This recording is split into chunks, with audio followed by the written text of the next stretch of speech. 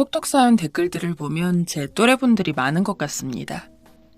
항상 웃고 울고 떠들다가 오늘은 제 이야기 좀 해보고 싶었습니다. 이 넓은 인생에 은인이 있다면 제 큰아들과 큰며느리일 겁니다.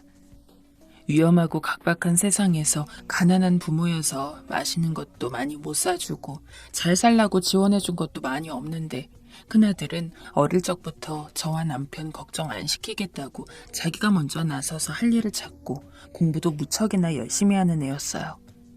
그 자잘한 말썽 한번 안 부리고 말이죠. 말 그대로 모범생이었던 큰아들은 성적도 잘 나오고 어른들에게 예의가 바른 애였어요. 저희 집 큰아들을 보며 동네 사람들이 다 부러워했습니다. 자식복 한번 엄청나다고요. 큰아들과 조금 나이 차이가 있는 작은아들 역시 마찬가지였죠. 돈 벌고 집안일 하느라 바쁜 저와 남편 대신 큰아들은 작은아들의 형으로서 가끔 부모와도 같은 역할을 했습니다. 늦게까지 남의 집에서 삭바느질을 하고 아픈 무릎과 어깨 움켜쥐고 집으로 돌아오는데 그 밤늦은 시간에 사내 녀석들이 고사리 같은 손으로 설거지하고 있는 걸 처음 봤을 때 참 고마우면서도 가슴이 찢어지는 것 같았죠. 우리가 잘 살았다면 내 자식들이 이렇게 가난하게 살지 않아도 됐을 텐데 하고 말이죠. 어머니, 어디 아픈 곳은 없어요? 병원은 안 가봐도 돼요? 조금이라도 몸 안 좋으면 바로 말씀하셔야 해요. 요새 병원 잘 되어 있어서 큰 병이라고 해도 일찍만 발견되면 다 나을 가능성이 있으니까. 그렇게 인성 좋게 성품 좋게 자란 두 아들은 어른이 되어서도 전혀 변한 것 하나 없었어요. 각자 좋은 아내 만나 결혼한 뒤에도 아들 녀석들은 꾸준히 저에게 안부 전화를 걸고 제 건강도 신경 써주고 넉넉하게 용돈도 쥐어주었습니다. 너네 먹고 살기도 바쁜데 이렇게 용돈 많이 안 줘도 된다. 나같이 늙은 사람이 용돈 많이 받아봤자 할 게 뭐 있겠니? 애 키우느라 돈 들어갈 때도 많을 텐데 늙은 어미 부양한다고 아들놈들이 고생하는 것 같아서 괜찮다고 어차피 쓸 것도 없으니 용돈 많이 안 줘도 된다고 해도 저에게 왜 그런 걸 신경 쓰냐며 그동안 자기들 키워준 부모에게 이 정도 용돈 드리는 건 당연하다며 개의치 않아도 된다는 아들 녀석들 보면서 언제나 큰 위안을 얻고 살았습니다. 특히나 큰애들은 제 남편이 먼저 하늘나라 가고 나서 혼자 남은 제가 신경 쓰인다며 먼저 함께 살자고 제의까지 해주었죠. 처음 그 말을 들었을 때 당연히 큰아들이 어떤 마음으로 해준 이야기인진 고마운 마음이 컸지만 아무래도 며느리가 신경 쓰이지 않을 수 없었어요. 며느리가 평소에 저에게 눈치를 준다던가 하는 건 전혀 아니었습니다. 오히려 명절 때나 제 생일 때 며느리를 보면 언제나 저에게 먼저 다가와서는 어머님, 잘 지내셨어요? 라며 살갑게 말붙이는 며느리였어요. 오히려 그런 며느리였기 때문에 괜히 저 때문에 신경 쓸 거리를 하나 늘려주고 싶지 않았던 거고요. 그런데 아들이 그러더군요. 저와 같이 살자고 제의한 게 자기가 아니라 며느리가 먼저였다고요. 아내가 그랬어요. 어머니 혼자 계시는 게 자꾸 마음에 걸린다고. 안 그래도 저도 자꾸 어머니 생각나서 조심스럽게 이야기나 꺼내볼까 했는데 마침 그렇게 얘기해주니까 저도 엄청 고마웠죠. 그러니까 어머니도 너무 신경 쓰지 않아도 돼요. 제 와이프가 먼저 괜찮다고 한 일이니까. 요즘 세상에 자기가 먼저 시어머니 모시자고 이야기하는 며느리가 어디 있습니까? 아무리 시어머니가 별다른 행동 안 한다고 해도 남의 집 어른을 모신다는 게 쉽지 않잖아요. 그런데 그런 어려우면서도 번거로울 법한 일을 선뜻 해주겠다고 말하다니. 아마 며느리의 배려가 아니었으면 저는 아들네 집에서 살 생각은 아예 꿈에도 하지 않았을 겁니다. 그렇게 저는 큰아들과 며느리와 둘의 집에서 10년을 넘게 함께 살았어요.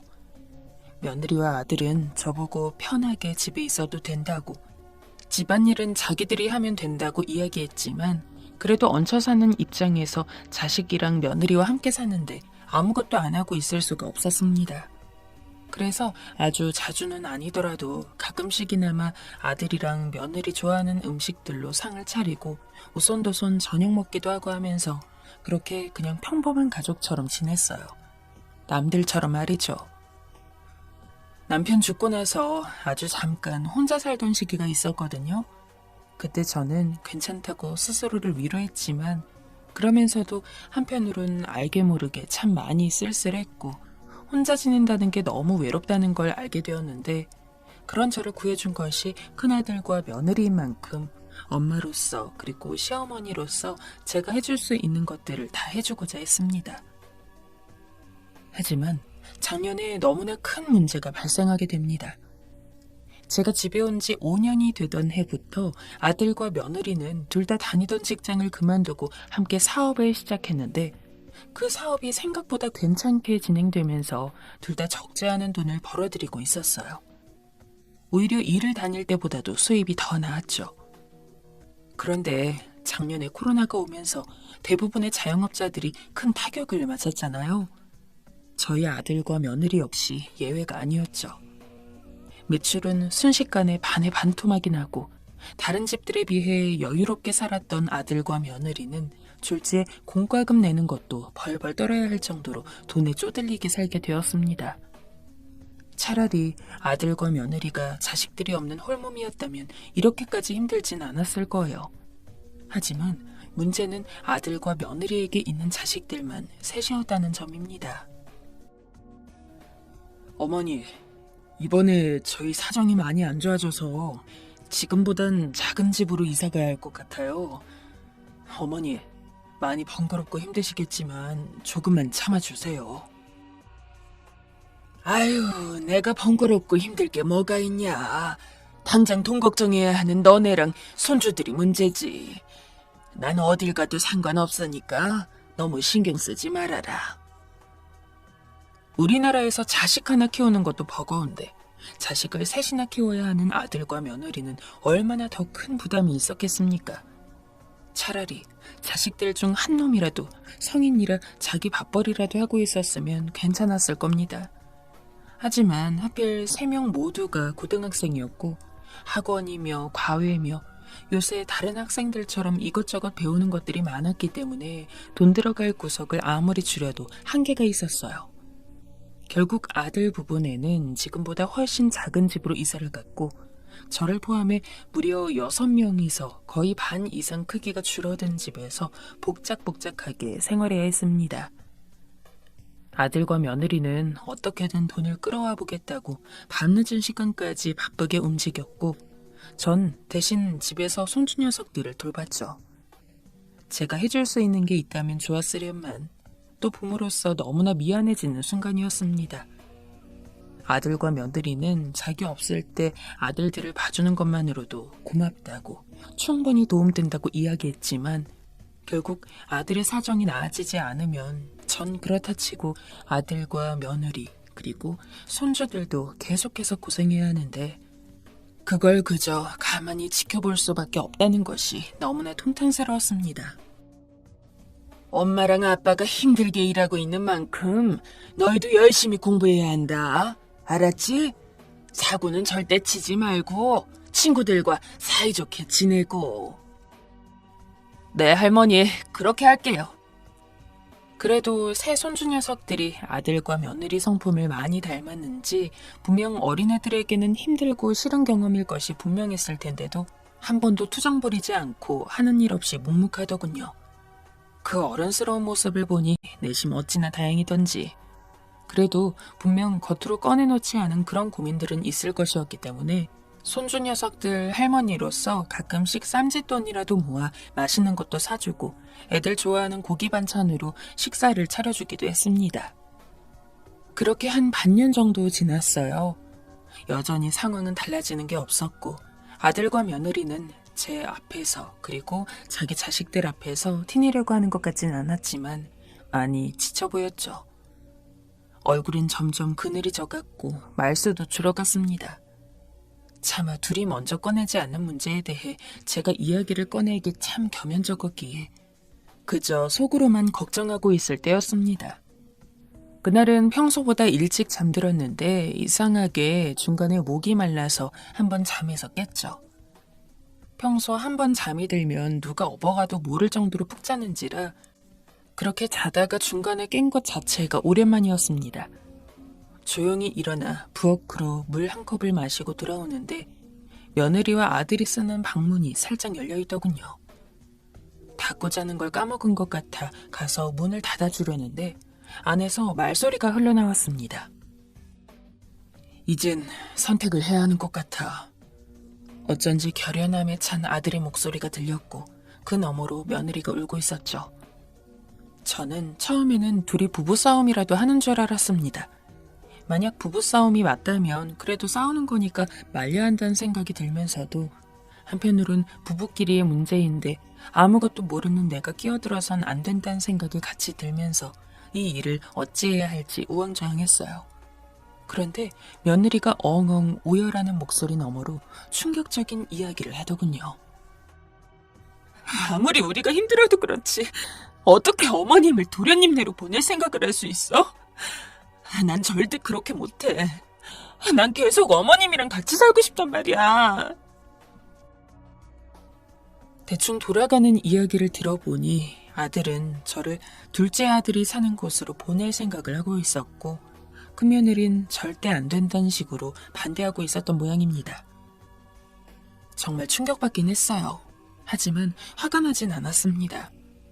첫째 아들이 절 얼마나 아꼈는지 알기 때문에요. 첫째 역시 절 둘째네 보내야 한다고 말하면서도 너무 힘들어하더군요. 당신도 알잖아. 나도 우리 어머니 누구보다 좋아해.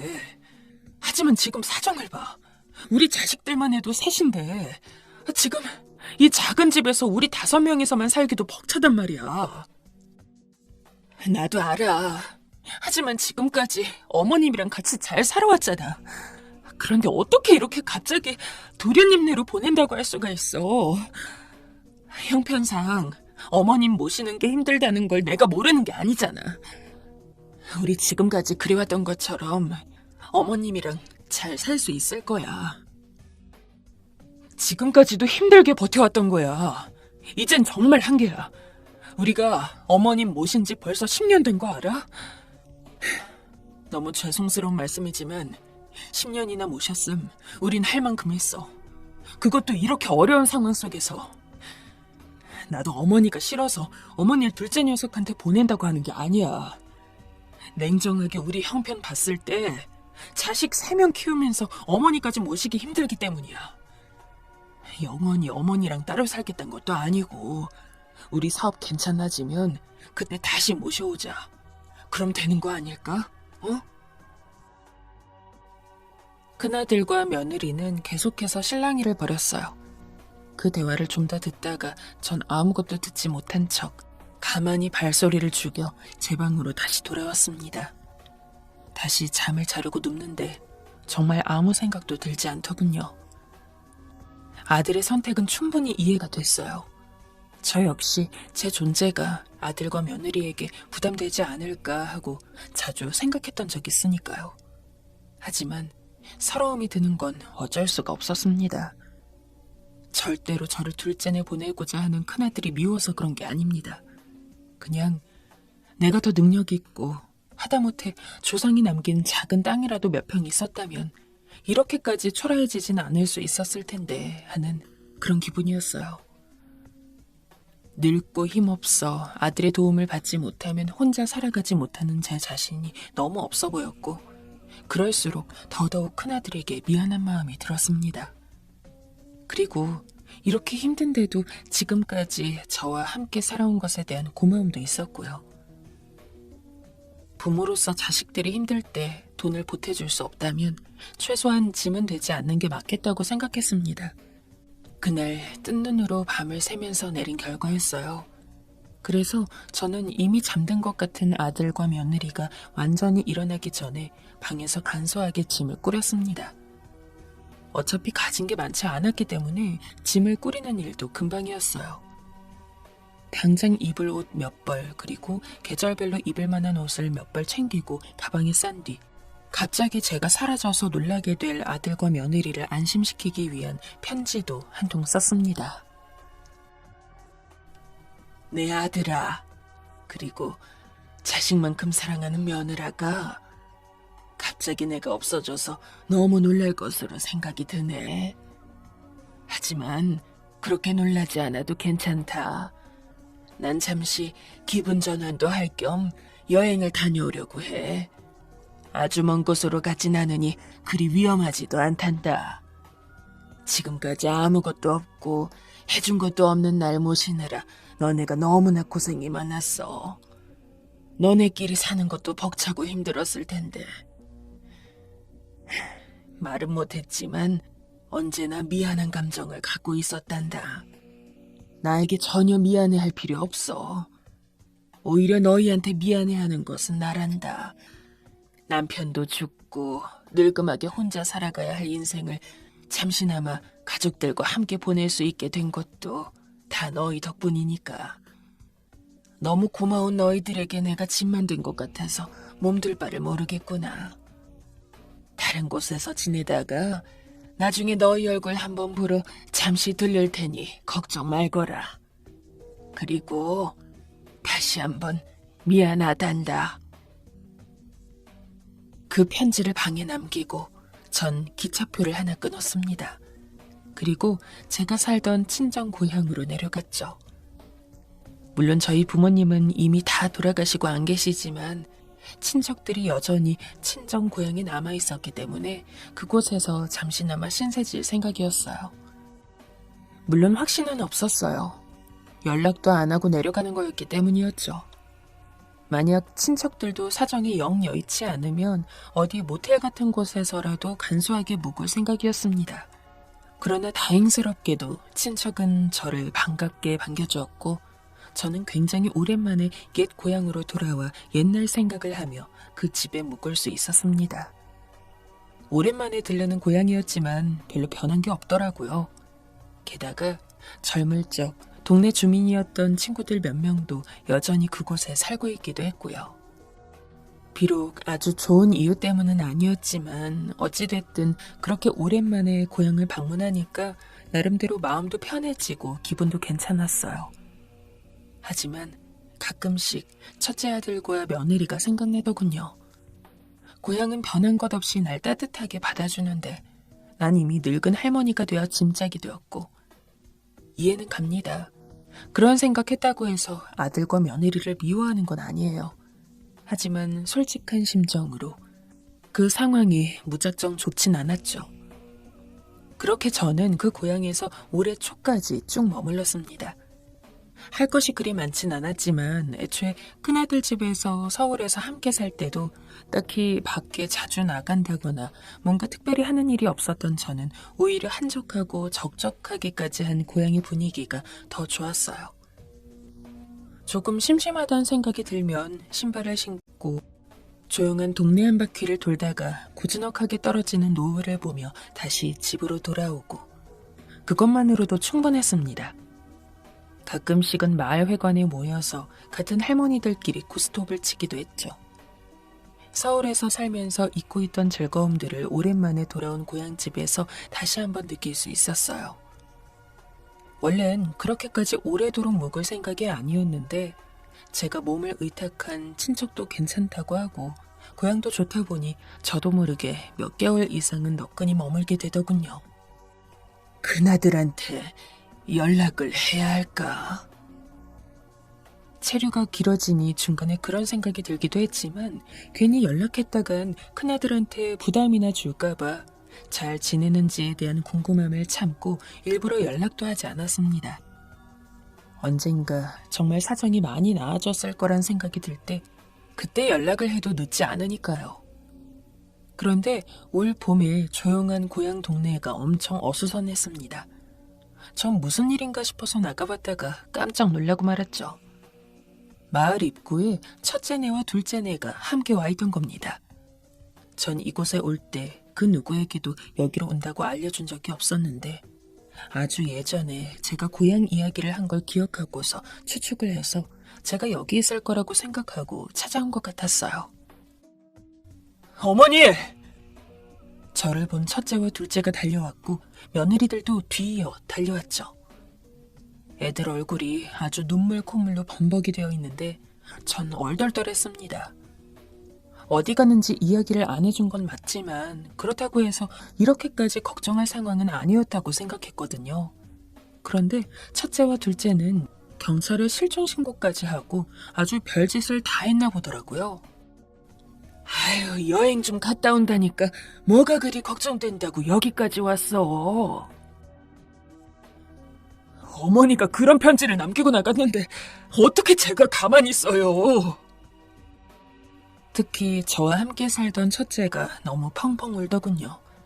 며느리도 눈물이 그렁그렁 해가지고는 어머님, 다시는 이러지 마세요. 라는데 저는 그저 가만히 며느리 손을 잡아주었습니다. 그러자 첫째가 무척 놀라운 이야기를 하나 꺼냈어요. 코로나 때문에 사업이 거의 망하고 줄어든 수입에 빚까지 있어 여러모로 힘들었던 첫째네를 둘째네가 도와준 모양이었습니다. 몰랐는데 둘째네가 그동안 일한 걸로 돈을 좀 벌어서 모아놓은 돈이 꽤 있었던 모양이더라고요. 그러다가 우연히 첫째 사정을 알게 된 둘째가 첫째에게 전화해서는 형, 지금까지 어머니 모시느라 고생했어. 빚은 걱정 마. 내가 갚아줄 테니까. 라며 그 많던 빚을 둘째가 싹 다 갚아줬다고 했습니다. 그 덕분에 첫째와 첫째 며느리는 다시 힘을 내서 사업을 살리기 위해 좀 더 집중적으로 노력할 수 있었고 그 결과 예상보다 빠르게 회복되고 둘째 아들이 돈을 보태줘서 예전에 살던 곳만큼 큰 집을 계약할 수 있게 된 겁니다. 어머님, 그날 밤에 저희가 한 이야기 들으신 거죠? 죄송해요. 정말 죄송해요.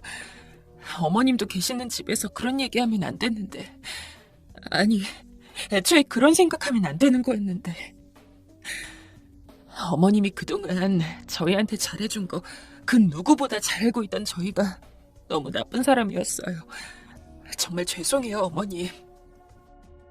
어머니, 제가 불효자식입니다. 자식이면서 제 아내보다도 못했어요. 그동안 절 힘들게 키워준 어머니 은혜는 생각도 안 하고 당장 저 힘들다고 어머니를 둘째한테 맡길 생각만 하고 있었어요. 어머니가 절 미워해도 할 말이 없어요. 너무 죄송해요. 정말 죄송합니다, 어머니. 아니다. 다 이해한단다. 다 큰 녀석이 왜 이렇게 우니? 난 괜찮으니까 그만 울거라. 제가 정말 잠깐 나쁜 생각을 했어요. 아무리 그래도 끝까지 어머니를 책임졌어야 했는데. 죄송해요, 어머니. 제가 정말 불효자식 같아요.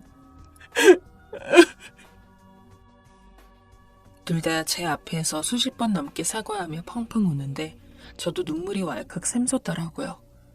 괜찮다고, 이해한다고 그렇게 이야기는 했지만 그러면서도 한편으론 내심 제 마음속에서도 서운함과 슬픈 감정이 있었던 것 같습니다. 둘째도 이미 이 이야기에 대해 첫째에게 들었다고 하더군요. 제가 갑자기 편지 남기고 집을 나간 뒤 첫째는 너무 깜짝 놀라 이곳저곳 제가 있을 만한 곳을 알아봤지만 그 어디에도 제 소식을 찾을 수 없자 둘째에게 도움을 구한 모양이었어요. 그러다가 자신의 사정에 대해서도 이야기해서 도움을 받았고 그날 새벽 첫째와 첫째 며느리가 나눈 대화에 대해서도 둘째에게 전부 말한 것 같더군요. 제가 여기 있을 거라고 생각한 건 둘째였다고 합니다. 예전에 어머니가 고향에 계속 친척들이 남아있다고 시간 되면 꼭 보러 가고 싶다고 말씀을 하셨었어. 아마 어머니는 그곳에 가 계시지 않을까? 설마 둘째가 그런 말을 기억하고 있을 줄 몰랐기에 저도 놀랐어요. 아무튼 그렇게 제가 있는 곳으로 첫째네와 둘째네가 찾아온 날 저희는 깊은 이야기를 나누었어요. 첫째네는 계속해서 자기가 죄를 지은 것 마냥 사과하기 바빴고 전 괜찮다고 했습니다. 그리고 이야기를 나누며 둘째가 첫째의 빚을 갚아주게 된 구체적인 이유도 알게 되었죠. 굳이 필요한 이야기가 아니라 생각해서 말씀을 안 드렸지만 둘째네 딸, 그러니까 제 손녀는 조금 아픈 아이입니다. 태어날 때부터 장애가 있었고 병원에서 치료받는 걸로도 호전이 되는 게 불가능한 상태라 둘째도 둘째 며느리도 손녀를 돌보느라 매일같이 힘든 상황이었어요. 그래서 둘째는 현실적으로 생각했을 때 자기가 첫째를 대신해 절 모시고 사는 게 힘들 것 같다고 판단했다고 합니다. 아마 첫째도 저를 둘째는 맡겨야 될 것 같다고 말은 했지만 이런 상황을 모르는 게 아니었기 때문에 참 고민이 많이 됐을 거예요. 둘째도 그걸 알고 있기 때문에 차라리 자기가 그동안 모은 돈으로 첫째를 도와주고 제가 계속해서 첫째 안에서 다시 살 수 있게끔 해주는 게 최선이라고 생각했다고 했죠. 얼마나 힘들게 모은 돈이었을지 감 잡히지도 않습니다. 둘째는 어떤 돈이라고 말은 하지 않았지만 이건 분명 아픈 손녀를 어떻게든 치료하기 위해 둘째와 둘째 며느리가 지금껏 고생해서 번 돈일 거예요. 그런데 그걸 첫째를 위해서 그리고 저를 위해서 선뜻 내놓으려고 한 둘째와 이를 허락한 둘째 며느리. 몇 개월간 묵은 고향에서 다시 서울로 올라가며 저는 제가 정말 복받은 인생을 살고 있다는 걸 느꼈습니다. 아주 조금이나마 첫째에게 서운했던 마음을 가졌던 것도 제가 오히려 미안해졌죠. 그렇게 힘든 상황에서도 부모라고 잘 챙겨주려 노력했던 건데 인생 끝자락에서 노인들은 사소한 걸로 서운해하잖아요. 저도 마찬가지고요. 하지만 이번 계기로 서운한 감정을 모두 털어버렸습니다. 자식들의 마음을 다 알게 되었으니까요. 이젠 더 힘없고 지치면 자식들 걱정 안 하게 요양원으로 들어가서 살 생각도 미리 하고 있습니다. 그 전에 일단 제가 첫째네에서 사는 동안에는 이전처럼 최대한 일하느라 바쁜 첫째네가 집안일 신경 쓰지 않을 수 있도록 열심히 돕고 제 체력이 허락하는 정도에 한해 둘째네도 많이 신경 쓰려고 해요. 앞으로는 별 문제 없이 저희 가족에게 모두 행복한 일만 있었으면 좋겠습니다.